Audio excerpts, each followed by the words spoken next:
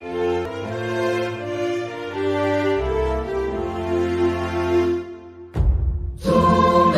sote na tushereke pamoja ushindi kwa ukombozi wetu.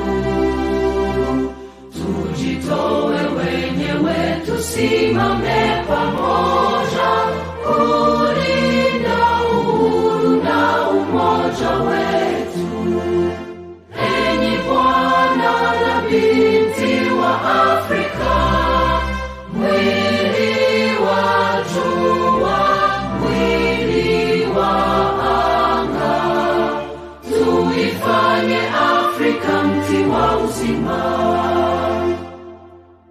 Tuungane sote tuimbe pamoja, kuenzi shikamano hatima yetu. Tujitoe wenyewe kupambana pamoja, uhuru na umoja vitawale. Enyi Bwana na binti wa Afrika, mwili wa jua, mwili wa anga, tuifanye Afrika mti wa uzima. Tuungane sote na tujibidishe kutoa kilicho bora kwa Afrika, chimbuko la wanadamu, chemchemi ya utamaduni, tumaini letu wakati wa mafarakano. Enyi Bwana na binti wa Afrika, mwili wa jua, mwili wa anga, tuifanye Afrika mti wa uzima.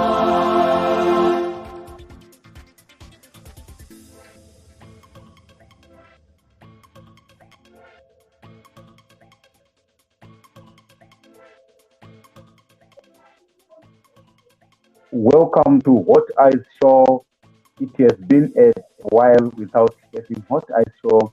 We have to be back again as usual. I'm Tawia Chinama, the host of Hot Eyes Show, where we discuss a number of topics with people from different walks of life.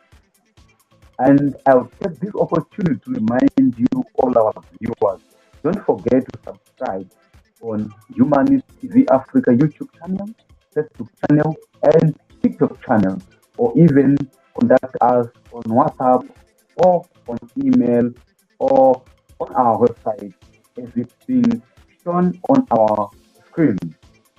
Today in the studio, I am having one of the opposition leaders. I don't know if she's comfortable with being referred to as opposition leader, or she's comfortable with another term she will be actually doing it. This is an exclusive interview with Linda Masarira. We'll be talking about myths and realities around Zimbabwean politics since 1980 up to this day and beyond. Zimbabwe has been under six regimes. The first, it has been under the British South Africa Company from the 1890s up to the 1930s, then the settler regime from the 1930s to the 1950s, then the Central Africa Federation from 1950s to the 1960s, then from 1960s to the 1980s under the Smith regime, then from 1980 to 2017, it has been under the Mugabe regime. Currently, it is under the Emerson Dambuzo Mnangagwa regime, which is normally known as the New Dispensation or the Second Republic. So we shall be discussing the politics of Zimbabwe from 1980 up to 2024, which means the first dispensation and the second dispensation. So today in the studio, I am with Honorable Linda Masarira, the leader of LEAD. So, Honorable Masarira, you should also introduce yourself the best way you want to be known by our viewers. Over to you. All right, thank you very much, Tawia, and thank you for inviting me on this show. My name is Linda Tsungirai Masarira, the leader of Labour Economists and African Democrats, a feminist transformation political party with a Pan-African orientation, and we are clear about Afrocentric views, Afrocentric ideologies, Afrocentric governance system to ensure that we lead Africa into the right direction where every African child of the soil will benefit from Africa's natural resources without us having to trade off our resources to the west or the east without beneficiation being done and us always losing out on what is rightfully ours from the neo-colonialists. Thank you very much. You mentioned something to do with the neo-colonialists from the West. And as Zimbabwe, I think we have an issue of sanctions which were imposed on Zimbabwe in early 2000. Your party, what is the position of your party on the sanctions? Before I even comment on the position of the party on sanctions, I want to make it clear that Labour Economists and African Democrats is a political party that also wants to ensure that the gains of the liberation struggle are not reversed. We have seen a lot of activities, a lot of policies that are anti-people that have got the potential to reverse the gains of the liberation struggle. And we feel compelled as today's generation to ensure that what the gallant sons and daughters of this land fought for will be maintained and that the people of Zimbabwe will remain the sole beneficiaries of this land and the mineral resources that is within our land. Our position on sanctions has been clear. We will not accept or tolerate any country that imposes economic sanctions on Zimbabwe because it affects our economy, affects livelihoods, and thereby making life very difficult for the native Zimbabwean. We have been clear that we want the sanctions removed. We have participated in a number of protests against sanctions. We have even joined the Zimbabwe anti-sanctions movement, which also litigated against America's sanctions on Zimbabwe. We are clear about where we stand. We want Zimbabwe to prosper. Zimbabwe has got the potential to be $1 billion industry if it is governed properly and if sanctions are removed and Zimbabwe is allowed to trade with any country, any bank and any institution without any sanctions in place. All right. Thank you very much. But the problem in Zimbabwe, when someone is protesting against sanctions, it has been treated as a partisan venture where we see only probably Zambia saying no to sanctions. And interesting, we have also an opposition party which is saying no to sanctions. But listen, President Mnangagwa recently, some 3 or 4 years ago, he set aside some money to compensate the white farmers who lost their land through land reform. Don't you think that there is reversal of the gains of the liberation? How that land was gained during colonial era, and now he's thinking of compensating them. What's the take on that? We've been clear that we do not support that move as a party. We actually pushing for land to be redistributed to the native Zimbabwean. It is not proper that this day and age, the current government, the second dispensation, will want to focus on compensating the white farmers on the so-called development that they did on the land.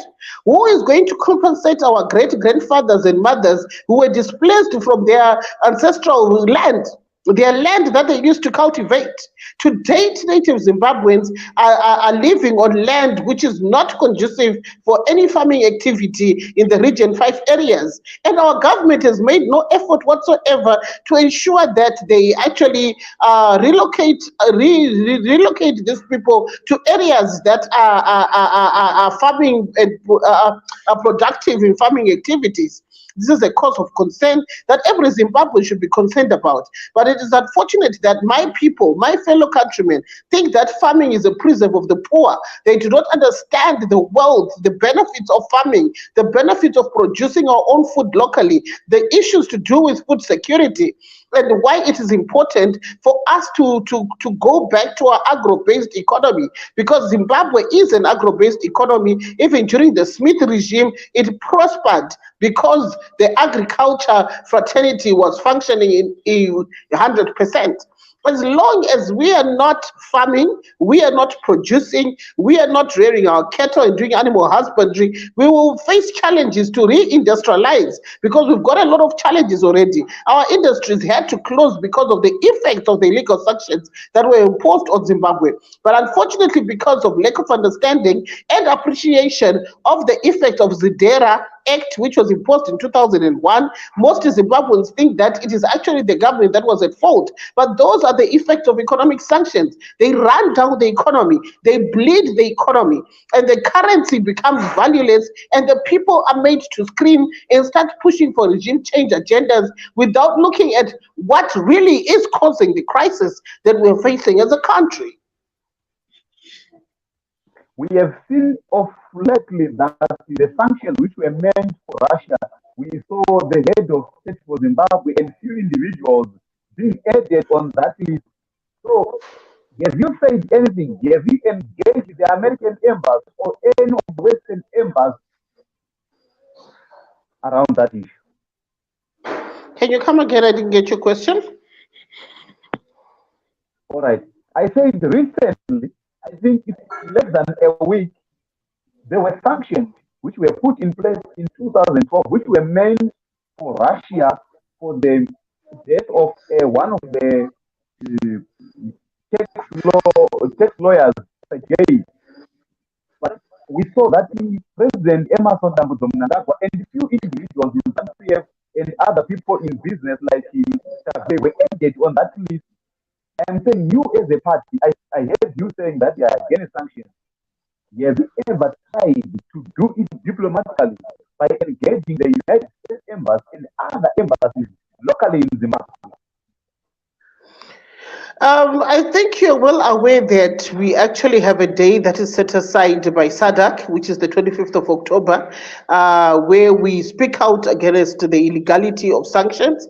And we have had also a UN rapporteur who has documented the effects and the impact of these sanctions on Zimbabweans. And the US Embassy is well aware. On the 25th of October every year for the past 4 years, we go and converge outside the US Embassy and we give them a dossier of the effects of sanctions and how they have affected Zimbabweans. We are not begging the US to remove sanctions on Zimbabwe. Those sanctions are illegal. We actually demand the US to remove sanctions on Zimbabwe. It is very actually funny how the president of the US, Joe Biden, is now trying to act as if they've eased off some sanctions by removing the executive orders 13288 and 13291. That is nothing. We want the removal of ZIDERA, sanctions that were put in place to deal with Zimbabwe, to make our economy scream, because Zimbabwe had sent an army to DRC that affected their exploitation of the blood diamond in DRC. That is the main reason why the ZIDERA Act was put in place, to fix Zimbabwe for intervening in the war in DRC and taking back our land. We are clear, Zimbabweans, on what we want. We want to exercise our sovereignty just like any other country under the sun, without a big brother trying to bully us and trying to impose how we do business, who we trade with, and which type of wars we intervene with. We are Pan-Africanists in nature, and I know that the ruling party, when it started off, it had a Pan-African orientation, which they are now losing somewhere along the way, because right now people in DRC are dying on a daily basis. Women are dying, children are dying, and we haven't seen much help coming from other African countries. And that leads us to question, what is happening to SADC? What is happening to the East African community? What is happening to the AU? Why is everyone silent about the atrocities and genocide that is happening in the DRC right now? That is a cause of concern. The rest of Africa has been standing in solidarity with the people of Palestine, and we expect the whole of Africa to start intervening in the genocide that is happening on a daily basis in the DRC until sanity prevails in the Democratic Republic of Congo. Yeah, but the challenge you seem to have in Zimbabwe, you can say you're saying no sanctions, but there are certain sections, certain political parties which are pro-sanctions here in Zimbabwe. Maybe they're not pro-sanctions, but they are not saying out their position on sanctions. As a party, have you tried also to lobby all the Zimbabweans to see what they are saying? You also say the sanctions reason to be there is because Zimbabwe has been stepping on the interests of the United States, either in Congo or back home. What about the accusations which are made by the Westerners when they say the elections are not being run well in Zimbabwe? They say there are human rights abuse in Zimbabwe. What's your take on the issue of human rights abuse in Zimbabwe and disputed elections in Zimbabwe? What I can say clearly and authoritatively is there's no country that has got a right to tell us how to run things in our own country. We are Zimbabweans. We need to put our heads together as Zimbabweans and resolve whatever problems that we have as Zimbabweans. One of the biggest tragedies of wanting to listen to these Westerners is we end up becoming their puppets in their appendages. That is why, as Labour economists and African Democrats lead, the party that I lead, continue to speak out boldly about the need for a governance system, a new governance system, not only for Zimbabwe, but for the rest of Africa. These elections, this so-called democracy is alien to African people. That is why they continue to manipulate us, steal our resources, pretend that they are our friends, come with so-called aid. We don't need their aid. We need reparations. We don't need them to define what democracy is for us or how to run our elections or who to put in power. For the record, Tawia Chinama, our presidents in Africa are still determined in Britain or in America or in Paris. And I salute the three soldiers in one of those countries, by the way, who recently took over power in West Africa. They are clear comrades. They are saying enough is enough. We cannot continue being dictated to. You cannot keep on telling us how to do our politics, how to run our countries. And that is the stance that every African country is supposed to take. So this thing of having European countries trying to tell us that these are human rights abuses, they are not running your elections correctly, they've got no mandate whatsoever to do that. And it is absurd that our governments in Africa continue listening to them, running up and down with begging bowls as if we cannot make or create our own money here in Africa. You are literally saying that the Westerners have no right to tell us that we are not running our elections well. But our own governments are the ones who are inviting EU to observe the elections. That's the ones who are inviting other organizations to observe this election. So when the government are inviting those people, what are they expecting? I will not answer for government because I'm not part of any government.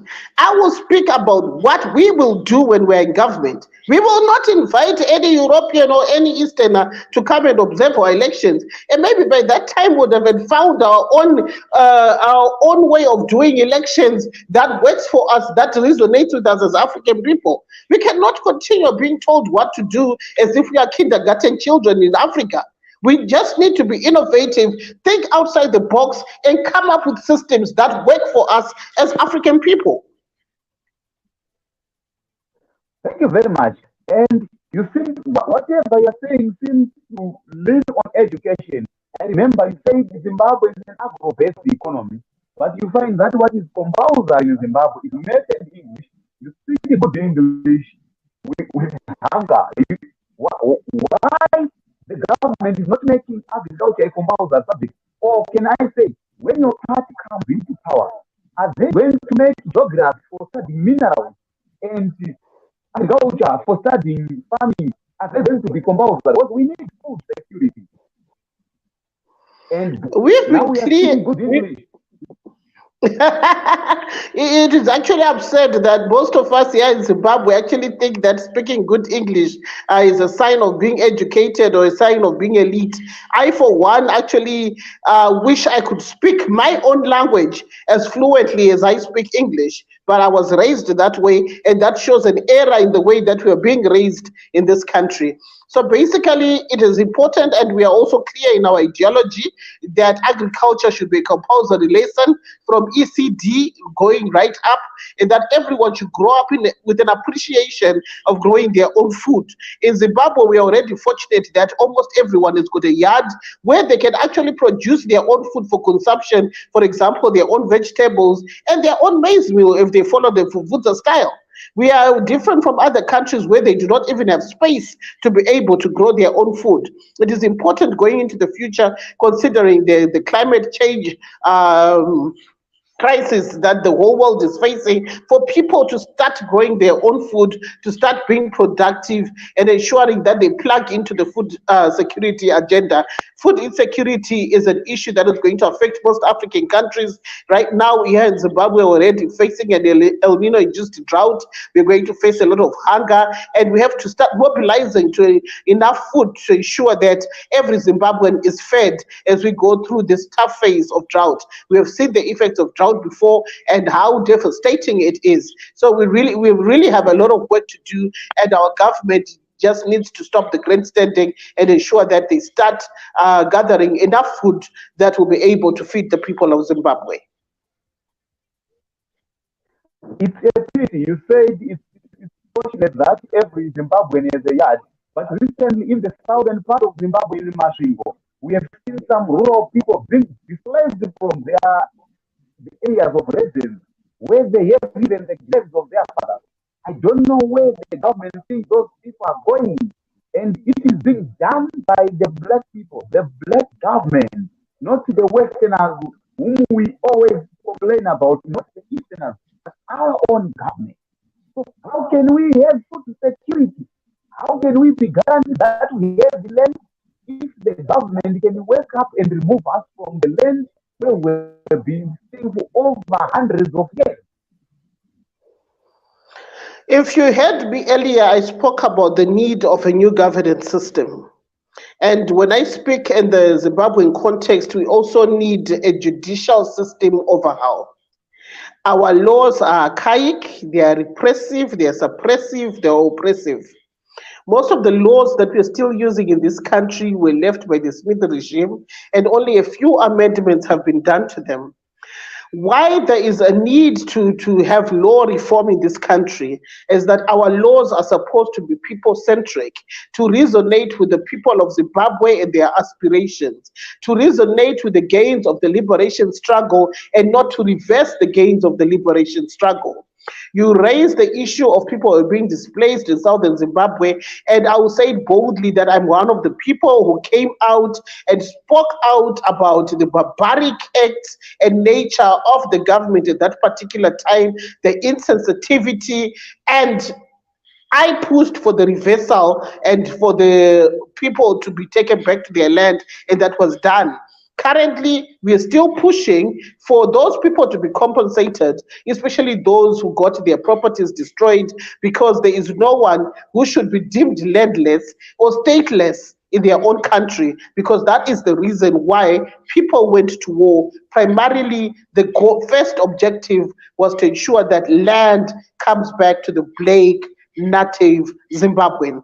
And as such, every Zimbabwean should have a piece of land that they can farm, that they can produce for their family, for domestic consumption, or for commercial purposes. And we are clear about that as a political party, and we've been encouraging most of our members to ensure that they go and apply for farming land, to ensure that they also plug into the food productivity agenda to ensure food security going into the future. All right. You also once talked about reparations. You say you don't need aid from the Western world, which means you are saying Africa needs reparation for the period it was colonized and for the period it has been under slavery. How do you think these reparations can be paid? and who should pay them, and who should receive those. Because we know there is an issue where those who can receive those reparations can abuse them. Or are you going to agree with the current generation? Because trade was has been done hundreds of years ago, and colonization ended probably the last to be released country, I think the likes of Namibia and South Africa some 30 years ago. We need to be clear. The West came to Africa, partitioned our country, gave themselves territories, stole a lot of resources from Africa, starting from gold, diamonds, took African people into slavery, abused them, insulted them, built the wealth that they brag about today with the sweat, blood, and tears of African people. So when we demand reparations, we are demanding from former colonizers they should be able to pay back what they stole in their different states through where they were colonies. I'm one person who does not even believe in this so-called Commonwealth of Nations, where people are still supposed to abhor and respect now the King Charles. And for me, it doesn't make sense. These are the people that have actually made Africa what it is today, and they've got vaults and vaults of the gold that was looted in Africa. So there is a lot that we need to do, and it needs unity of purpose for us to be able to come with a framework on how these reparations are supposed to be done.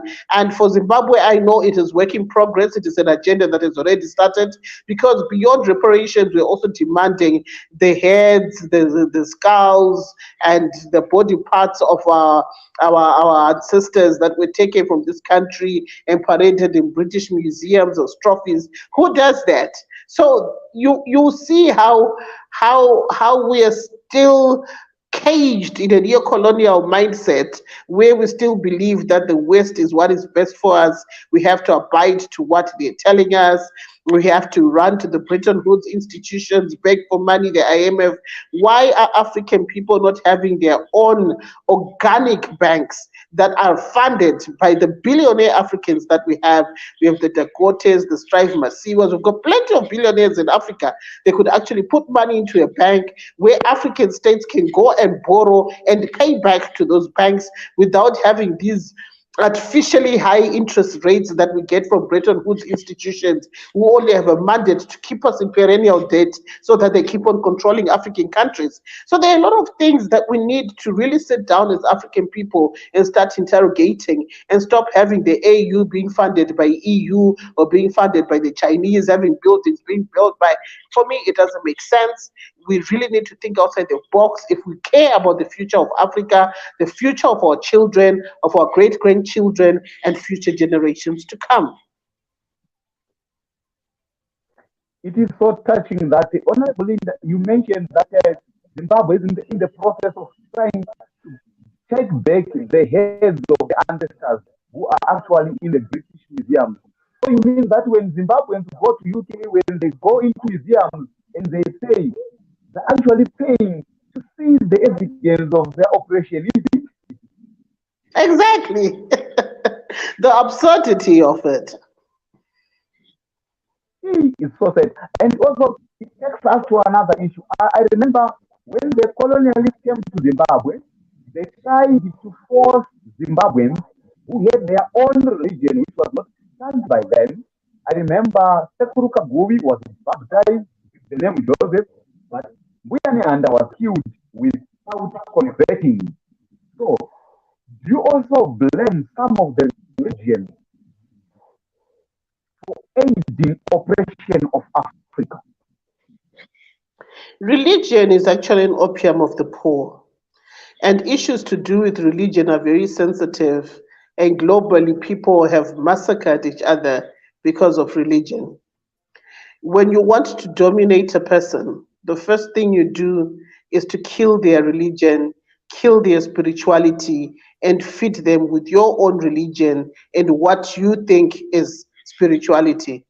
It is said that a lot of African people left their own spirituality and adopted foreign religions in the name of Christianity, Buddhism, whatever you name it.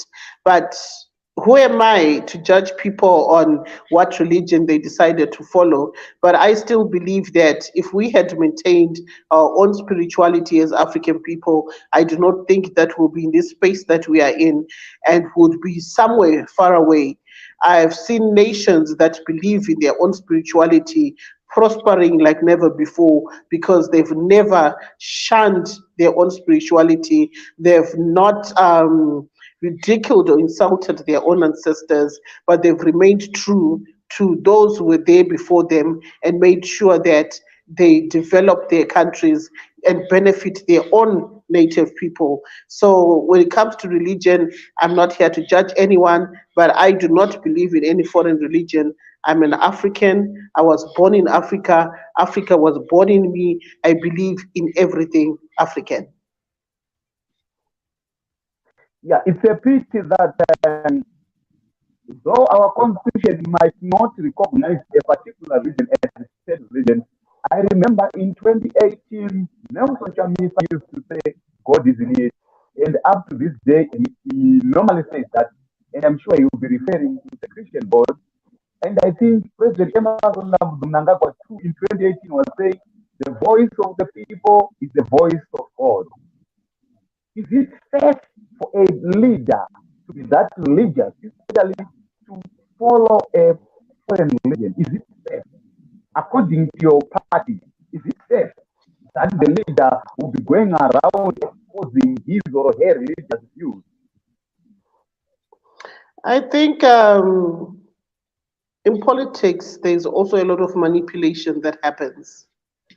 And some leaders in Zimbabwe have realized that if they want the votes of the majority, they have to take a certain religious stance so that they resonate with those who are religious. But from my perspective, a national leader should never be a religious fanatic.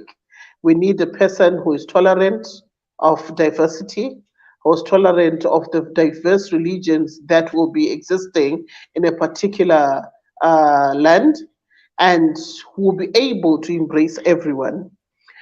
Our constitution speaks about the freedom of religion, and as such, I feel that there are a lot of people who have had their rights infringed upon them by those who claim to have the majority in terms of the most acceptable religion. But what we should actually be cognizant of is there's no religion without God. Every religion believes in a supreme God. And if everyone just tried to maintain a focus on the supreme God, I don't think would have all the disputes, the massacres we have had against religion globally, but people would be able to live in unity, in peace, and believing that even though we believe in different channels to get to the supreme God, we are all children of that very supreme being, our Father, isupa chivanhu tinovati musika vanhu, vakatisika vakasika pasi rose. Trust me, there's some religions without a God concept like the Buddhism, and we also some people who call themselves atheists or non-religious or humanists who doesn't believe in a deity, but probably they have their own ethical system where they anchor their values. I think that I can't resist the temptation to say you seem to be an ideal leader, but I don't know how best as you go in trying to convince more people to follow your party. Because in a democratic system, you need numbers. Because it seems people that don't follow principles, they don't follow. Sometimes they follow particular religions. Are you trying to be in the same line with those who can attract more people to them? Then you can implement all the policies. And how are you doing it? Citing the issue that a woman in our political system. I know how women are being abused, how women are being called names, etc., etc. Very soon we'll be having International Women's Day on 12 March. Let's hear your comments on that. Labour Economists and African Democrats has got a clearly articulated ideology. And in our ideology, we appreciate and tolerate diversity. We cannot all be the same. We're born differently, born in different spaces, raised differently. But what I know is that everyone wants to be comfortable, wants a sustainable livelihood, wants a sustainable economy, and everyone just wants a life that is free from fear and want. And that is what we want to achieve for the people of Zimbabwe and to spread across the African continent. So for us, we believe in freedom of conscience, that everyone can be who they are and they do not deserve to be judged for who they are. And once we appreciate that, I think we'll have lesser problems under the sun. Those who created these religions, these sects, these, just did it to divide and rule. It is it is actually an agenda to ensure that people are never in unison, because when people are in unison, they prosper and chances of manipulation are limited. But whenever there is chaos, there breeds a fertile ground for dictators to come in and control. There is a fertile ground for corruption and manipulation. So when the people unite for a cause, manipulation becomes difficult, dictatorship becomes difficult. But when the people themselves are not yet ready to appreciate that they are being used, they are being conditioned to think in a particular manner and being manipulated at the same time, then we still have a long way to go. And it is not yet uhuru for us to be able to cross over to the Zimbabwe that we actually want, where everyone will be comfortable and will benefit from our own natural resources without having classes. I don't believe that we should have the elite, the poor, the middle class, etc., especially for a country that is so resourced like Zimbabwe. Zimbabweans can afford to just sit at home and reap from the dividends of the mineral resources in this country if this country was governed properly. But because our governance system is not benefiting the people of Zimbabwe, they would rather invite foreign direct investment and shun local direct investment from people in Zimbabwe who've got their own funds, because they will not be able to manipulate a certain situation. We are in a crisis. We really need to put our heads together as Zimbabwean people and say, how do we save Zimbabwe? How do we save our land? And how do we save our mineral resources before it's too late? Because one day we can wake up and hear that we do not have any country anymore. We don't have any mineral resources. Maybe they were traded off or mortgaged off to China or Russia or any other country that is currently doing business in Zimbabwe. So, in other words, disunity among Zimbabweans benefits the Western world, benefits the Eastern world, and also benefits some of our leaders, because I'm sure it is not ideal to change the captain of the ship when the waters are troubled. So they benefit because they know that there's no way you can change the captain when the waters are troubled. When the waters are calm, you can think of changing the captain, isn't it? Exactly. But the people themselves should be able to speak out. One of the biggest challenge we have in Zimbabwe is fear of the unknown. Zimbabweans are just afraid. If you ask them what they're afraid of, they do not know. So we do have a problem. All right. As we conclude this program, I know you're a busy person, you'll be rushing to other interviews.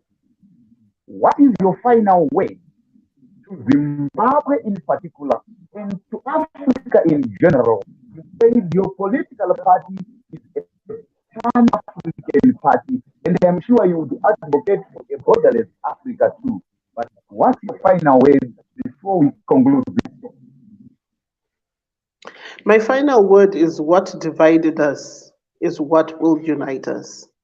In Zimbabwe, we're divided by toxic politics, we're divided by tribalism, and it is time that we take off these toxic political jackets and say, how do we rebuild Zimbabwe? How do we ensure that we push for all the reforms we've been talking about collectively as Zimbabwean people? the way we did it with the constitution making process. I believe that we need other COPACs, not necessarily the COPAC word, but for the legal reforms, for the governance system reforms, and things that we want, so that people will be able to work together across the political divide, across the tribes, to build the Zimbabwe that we want, from a legal front, from the different things that are affecting Zimbabwe right now. Because the biggest challenge we're facing is having a certain grouping of people making laws that are anti-people, and that is a cause of concern, because the poor are getting poorer, the rich are getting richer, and at the end of the day, we have a wide gap in between, and it is not benefiting anyone. So it is time that we stop the demigodism of political party leaders and start interrogating what needs to be done for Zimbabwe and ways of working together to achieve the Zimbabwean dream collectively. To my people in Africa, the African people, the pride of the world, it is time we rise together as African people, reclaim our space in the global economy, because everything that is running the world right now is coming from Africa. Whether it is the mineral resources, the food, the human resources are coming from Africa. We are running away from our own continent, going to developed countries that were developed long back by the sweat, blood, and tears of African people, whilst our countries are going backwards.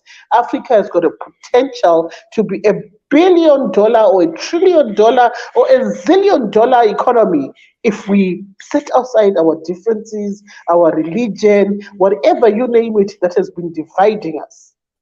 We are stronger together as African people, united in our diversity. We should seriously consider removing the borders, uniting, having one African currency, and building this beautiful Africa together without looking at what language I speak, which country that was named by a colonizer am I coming from, because at the end of the day, we are all dark-skinned, we are all African people coming from one ancestor, one Africa, one nation, one love.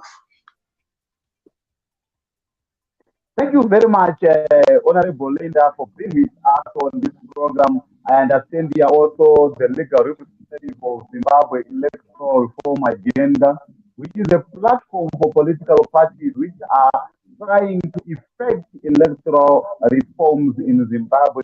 I'm sure you are an indispensable asset in that gathering, and we hope to host you again on this show. And probably next time we can host you with the person from the other political party, whether a fellow opposition member or a ZANU-PF member, so that you can share ideas and we can build the bridges, because we can only unite when we are talking to each other. So I'm sure I once hosted Honorable Taweka Nchaya on this program, and she seemed to say his party is open for dialogue. But probably you, the opposition parties in Zimbabwe, you are not open for dialogue. Probably for reasons best known to yourself. And probably if you bring 2 or 3 of you together, you shall tell us, why don't you want to sit down? Why don't you want to talk to each other? Why do you hate the progress of Zimbabwe? Because if someone is facing left and the other one is facing right, you never work together. And I want also to take this opportunity to thank my producer, Hussein Baya, all the way from Kenya, for hosting this program. We are always having this what I saw most of the time on Sundays or Wednesdays. So if you think we can improve this program, please get hold of us via WhatsApp or our website or our email, our TikTok, our Facebook page, and our YouTube. Thank you very much to all our viewers. Thank you. All right. Bye.